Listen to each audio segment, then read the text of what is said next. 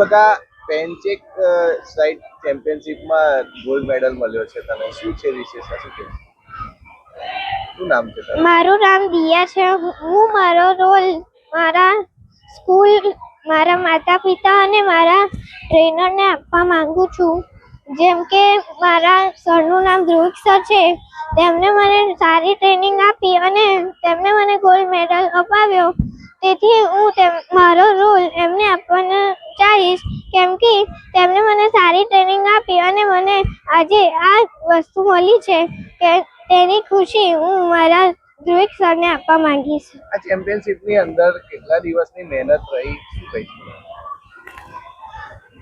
કેટલા દિવસ મહેનત કરી આમાં?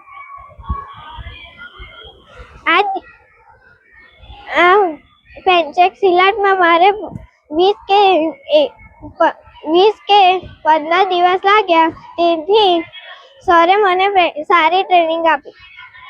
જી સર, તમારું નામ, પરિચય અને ગુજરાત રાજ્યની પેનચેક સિલાટ ચેમ્પિયનશિપની અંદર સંતરામના વિદ્યાર્થીઓએ બાજી મારી છે, શું છે માહિતી, શું કહેશો? મારું નામ ધ્રુવિક નસીદ છે. હું સંતરામ વિદ્યાલયમાં કોચ તરીકે ભૂમિકા ભજવું છું. સંતરામ વિદ્યાર્થીએ આપણે બ્રોન્ઝ મેડલ, ગોલ્ડ મેડલ મેળવ્યા છે.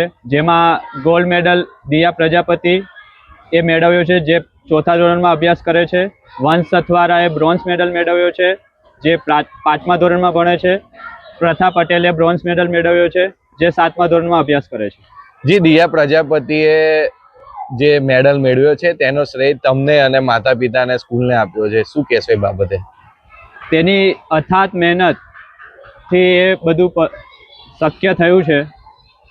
અને આગળ આ બાળકી માટે તમે શું અપેક્ષા રાખો છો? એનું સિલેક્શન નેશનલ માટે થયું છે, તો હવે ટ્રાય કરીશું અમે કે એ નેશનલમાં પણ સારું પ્રદર્શન કરી મેડલ લાવે ઇન્ડિયા માટે.